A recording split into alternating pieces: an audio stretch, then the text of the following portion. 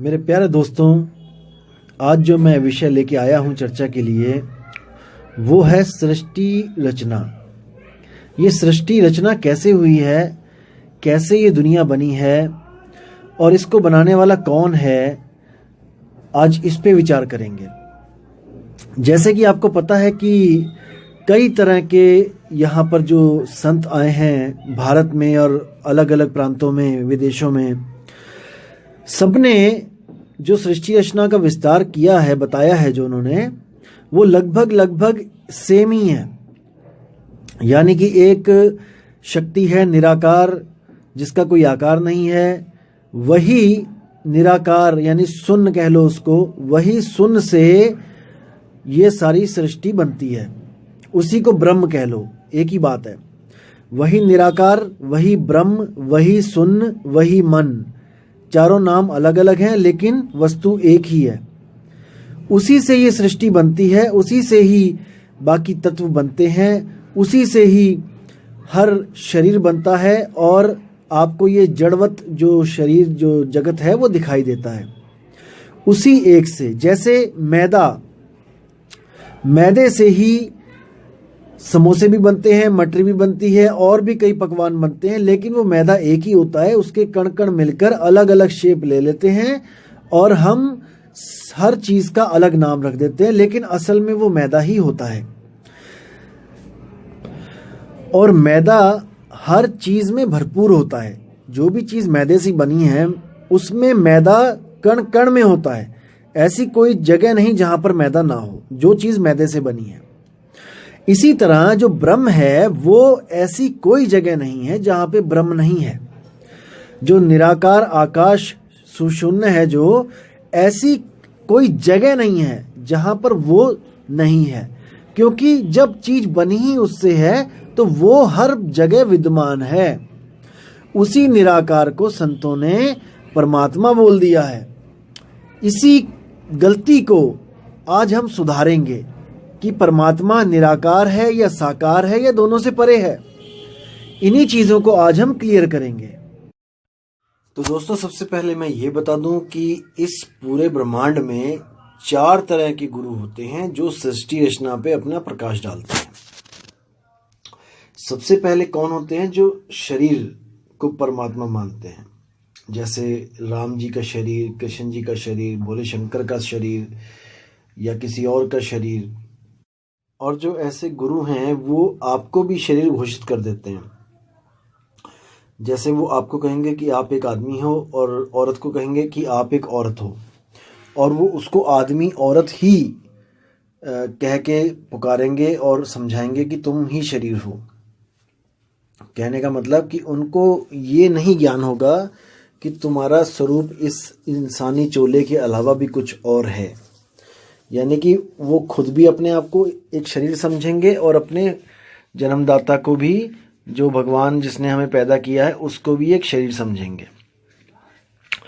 तो ये सबसे लो लेवल का ज्ञान होता है। जो सबसे लो लेवल के जो गुरु होते हैं, जो बस कहने को चोले पहन के गुरु बन के बैठ गए और कथाएं सुनाने लग गए, जिनको अध्यात्म से कोई लेना देना नहीं होता है। इसके बाद जो दूसरे नंबर पे गुरु आते हैं वो होते हैं वो लोग जो निराकार को परमात्मा मानते हैं और सारी सृष्टि निराकार से उत्पन्न होती है, ऐसा बताते हैं। उसमें भी 2 कैटेगरीज हैं।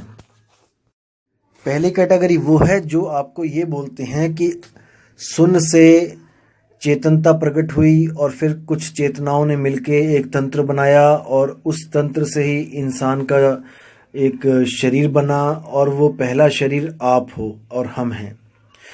ऐसा बोलने वाले ये सिद्ध करते हैं कि सब कुछ शून्य से ही पैदा हुआ है, लेकिन वो लोग ये सिद्ध नहीं कर पाते कि शून्य कैसे प्रकट हो गया, कि आत्मा से शून्य कैसे प्रकट हो गया। तो वो लोग यहाँ पर बात को गोलमोल करने के लिए कह देते हैं कि ये तो अटल विधान है, ये तो आत्मा का सनातन विधान है, या फिर ऐसा कोई बड़ा सा डायलॉग मार के आपको, क्योंकि उनके पास जवाब नहीं होता इस बात का, तो वो इसको एक अटल नियम करके बात कर देते हैं कि ये तो प्रकृति का नियम है।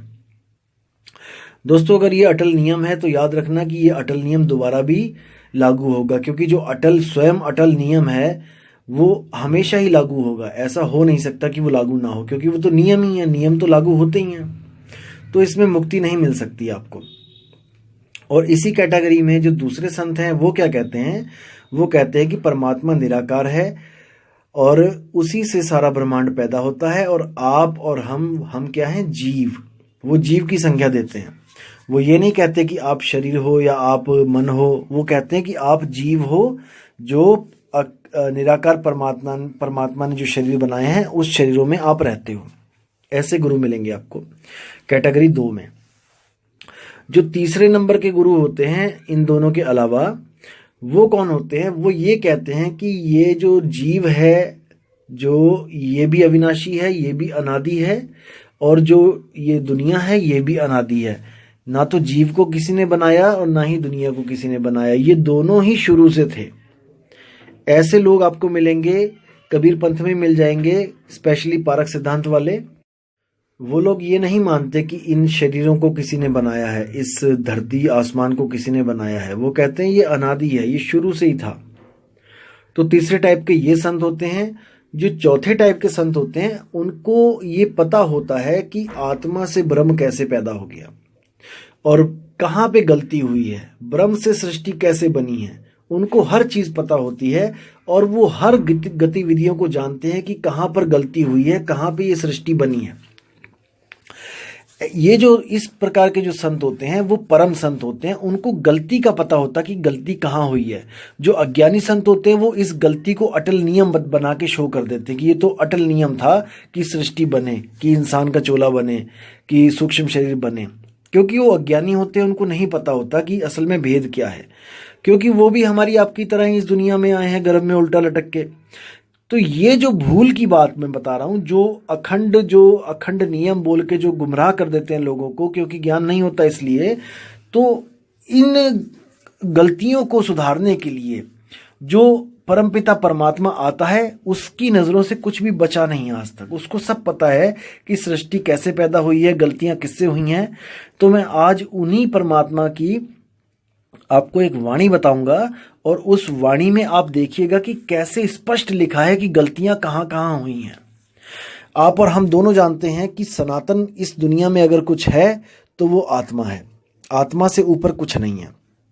मैंने फिर बोला आपको कि परमात्मा केवल अपने कुछ गुण के कारण परमात्मा कहला रहा है, अदरवाइज वो भी एक आत्मा ही है, क्योंकि उसके नाम के आगे परम लगा दिया गया है, क्योंकि वो कभी गलती नहीं करता, भूल नहीं करता। बस यही कारण है कि वो परमात्मा कहला रहा है और हम सब आत्माएं कहला रही हैं। असल में आत्मा ही सनातन है, और सनातन जो है उसी से गलती हुई है, आत्मा से ही गलती हुई है।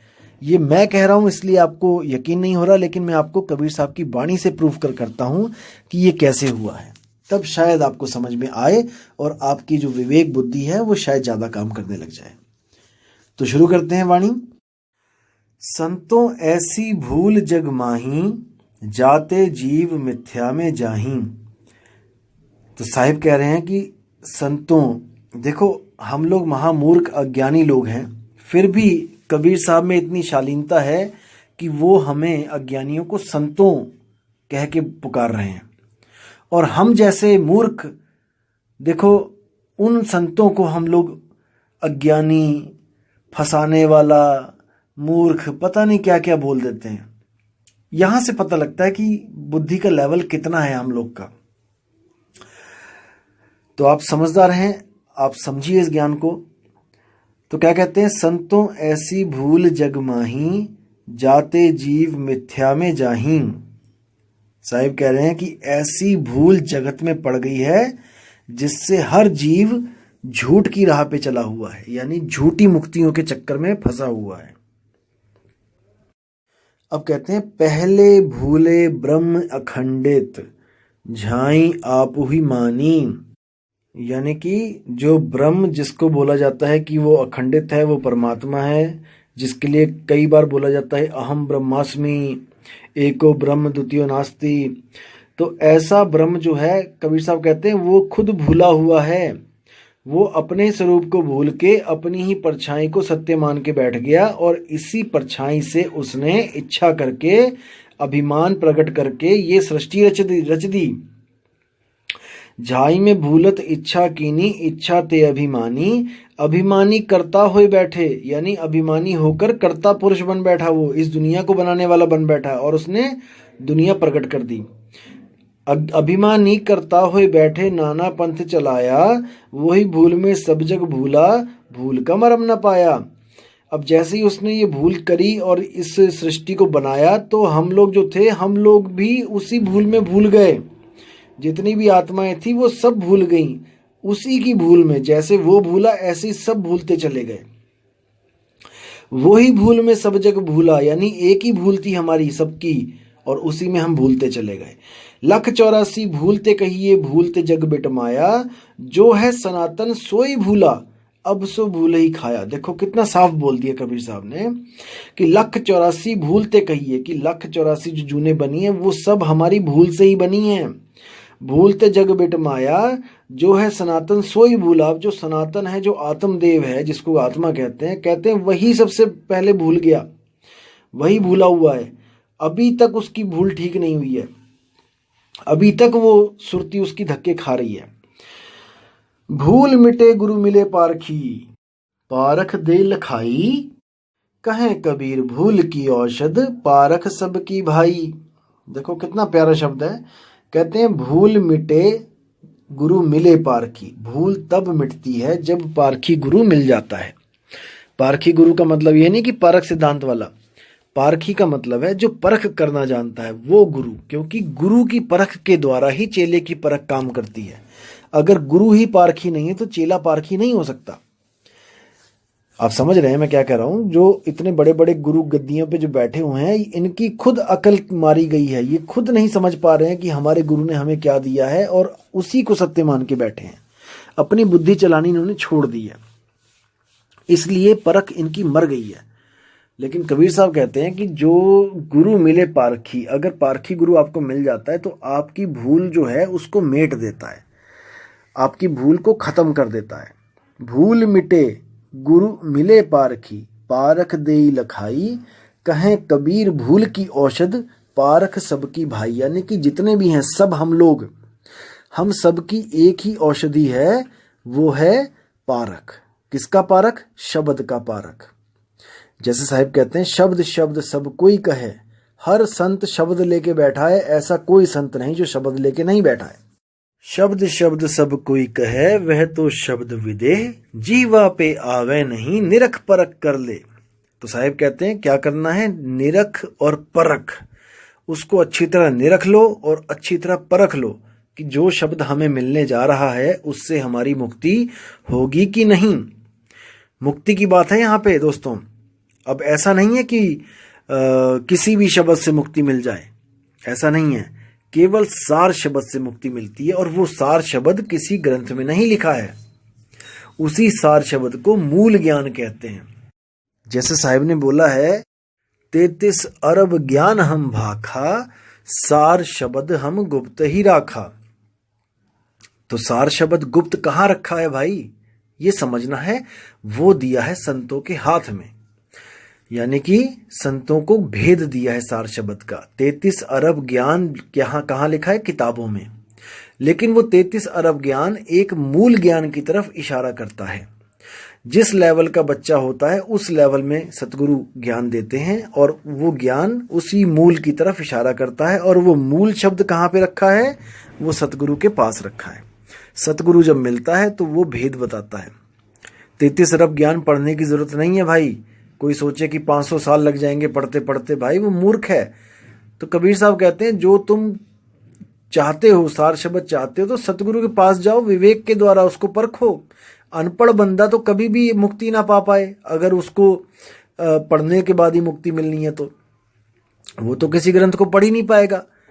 तो ग्रंथों को पढ़ना तब होता है जब सतगुरु नहीं होता है। जब सतगुरु मिल जाता है, जब सत्संग मिल जाता है, तो आप ग्रंथों को छोड़ो, आप वाणी पे विचार करो, वाणी क्या कह रही है। और आप इतने मूर्ख नहीं हो कि आपको कोई मूर्ख बना जाए। हर वाणी का एक मतलब होता है, सार होता है, और जो हंस होते हैं वो उस सार को समझ लेते हैं। जो कौवे होते हैं वो सार असार को नहीं समझ पाते हैं।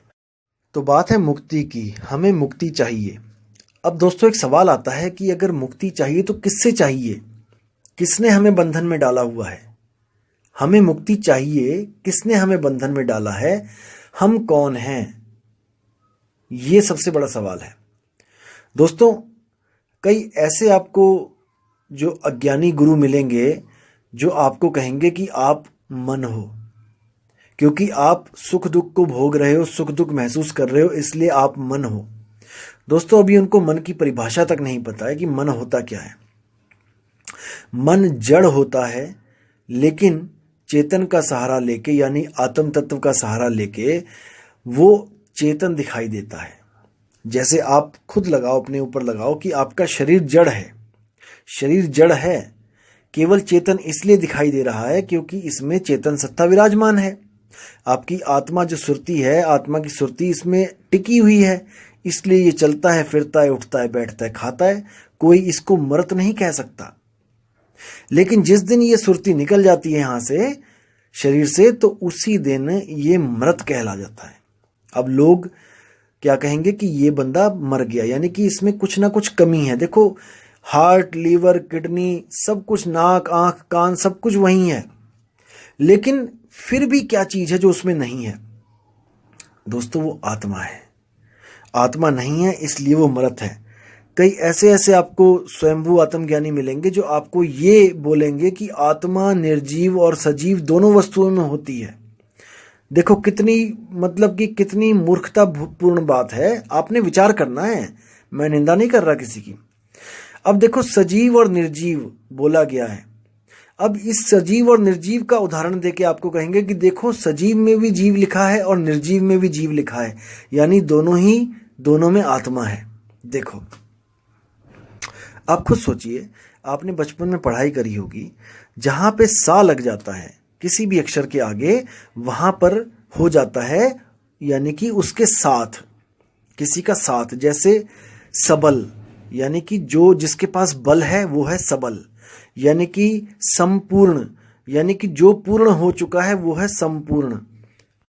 सपरिवार, यानी परिवार के साथ आओ, कहते हैं ना, सपरिवार निमंत्रण है। तो जहां पे सा लग जाता है वहां पर होता है कि जोड़, यानी कि कोई चीज जुड़ी हुई है वहां पे। अब ऐसे ही है सजीव, यानी सजीव वो लोग हैं जहां पर जीव रहता है। जैसे मैं हूं, आप हैं, कोई कुत्ता, बिल्ली, बकरा, हाथी, घोड़ा, मछली, चींटी, ये सब सजीव हैं। इसी को इंग्लिश में लिविंग बीइंग्स कहते हैं। और निर्जीव का मतलब क्या होता है दोस्तों? निर्व का मतलब होता है जहां पे नहीं है। जैसे निरअंकुश, यानी कि जिस पर अंकुश ना लगाया गया हो। निर्वस्त्र, यानी जिसने वस्त्र ना पहने हो। निर्गुण, जिसमें कोई गुण ना हो। तो दोस्तों, निर का मतलब होता है जहां पर वो चीज नहीं है। निर्गुण, निर्जीव, यानी कि जहां पर जीव नहीं है।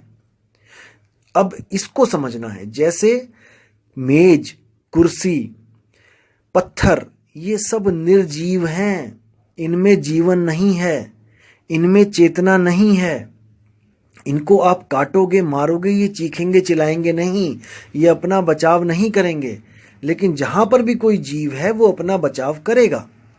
अब आप कहोगे कि पेड़ में जीव होता है, लेकिन पेड़ बचाव क्यों नहीं करते? दोस्तों, उनमें जीव है, लेकिन उनकी जो चेतना है वो बहुत सूक्ष्म है। अब जो पिक्चर प्लांट है, अब पिक्चर प्लांट देखिए आप, वो क्या करता है, जैसे ही उसके मुंह में कोई कीड़ा जाता है वो एकदम अपने मुंह को बंद कर लेता है, यानी कि वो जीवित है, वो एक्शन टू रिएक्शन काम कर रहा है। जैसे छुई मुई का पेड़ होता है, आप उसको जैसे ही स्पर्श करेंगे तो वो एकदम मुरझा जाएगी। तो इसका मतलब कि जीव है, लेकिन चेतना उसमें बाकी पौधों के मुकाबले थोड़ी सी ज्यादा है। लेकिन उसी छुई मुई का पेड़ आप उखाड़ दें जमीन में से और पड़ा रहने दें, अब वो वर्क नहीं करेगा, क्योंकि अब उसमें जीव नहीं है। दोस्तों, यही संज्ञा होती है जीव और संजीव और निर्जीव की, सजीव और निर्जीव की। लेकिन ऐसे स्वयंभू यहां पर बैठे हुए हैं ज्ञान देने के लिए कि दोस्तों क्या बोलूं मैं। अब बात चल रही है मुक्ति की। अब मुक्ति क्या चीज होती है, इस पे डिस्कस कर लेते हैं। जैसे आपको किसी जेल में डाल दिया गया, और ऐसी जेल में डाला गया जहां पे जेल के अंदर जेल, जेल के अंदर जेल, जेल के अंदर जेल, जेल के अंदर जेल, अनंतों जेल अंदर ही अंदर बनी हुई हैं। तो दोस्तों, आपको जब जेल में डाल दिया गया तो आपको मुक्ति कैसे मिलेगी? आप खुद सोचो। जैसे आप मुक्त अवस्था में अपने घर में बैठे थे, आपको 4 पुलिस वाले वहां से पकड़ के लेके गए और जेल के अंदर आपको डाल दिया। दरवाजे से एंटर किया उन्होंने, कार लेके गए जीप में, आपको दरवाजे से एंटर करवाया अंदर और अंदर आपको जेल में डाल दिया। उसके बाद जेल के अंदर जेल के अंदर जेल, ऐसे हजारों अरबों जेल हैं जो कभी खत्म नहीं होंगी। अब दोस्तों, अगर आपको मुक्ति चाहिए तो आप क्या करोगे, मुझे बताओ। दोस्तों, बिल्कुल सिंपल है। जिस दरवाजे से आप अंदर गए थे उसी दरवाजे से आप बाहर आ जाओ और जहां पर पहले थे वहां पहुंच जाओ, आपकी मुक्ति हो जाएगी। क्योंकि जेल बनने से पहले आप मुक्ति थे। जब जेल बनी है, कैदी तो तभी बने हो ना आप। अब जब जेल नहीं थी, जब मुक्ति थे। तो कई लोग आपको क्या बोलेंगे, ऐसे ऐसे ज्ञान देने वाले हैं कि हंसी भी आती है और दुख भी होता है कि दोस्तों ये कहां पथ भ्रष्ट हो गए हैं, कहां जा रहे हैं ये लोग। ये लोग आपको क्या कहेंगे, ऐसे ऐसे अज्ञानी बैठे हैं, ये कहेंगे कि आपको जेल के अंदर डाल दिया गया है और जेल के अंदर जेल है, जेल के अंदर जेल है, तो अगर आप मुक्त होना चाहते हो तो आप उसी जेल में मर जाओ। बताओ दोस्तों, मतलब आप अगर मुक्त होना चाहते हो कहीं से तो यानी कि वहां पे मर जाओ आप, तो मुक्त कैसे हुए? नहीं दोस्तों, ऐसा नहीं है। ये बिल्कुल अज्ञान है।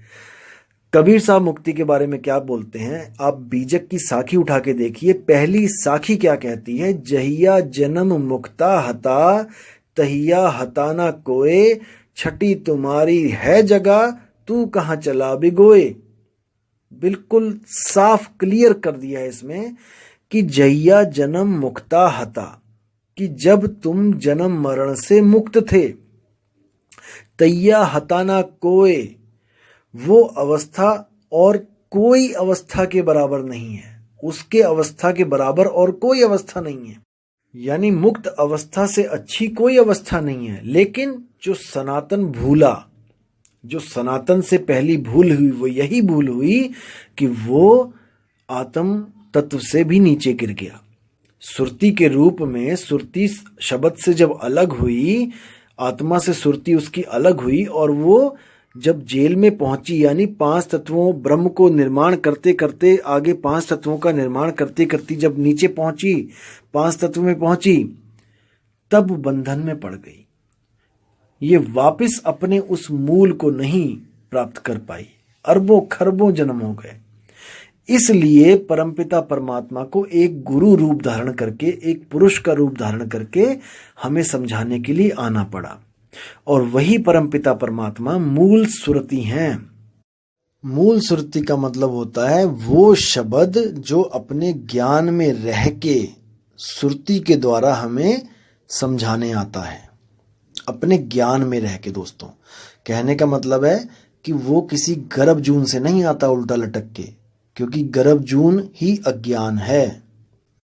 तो दोस्तों, अब आपसे मैं विदा चाहूँगा और बहुत ही जल्दी एक नई ऑडियो के साथ आऊँगा जिसमें मैं आपको 4 राम के बारे में बताऊँगा कि वो 4 राम क्या है।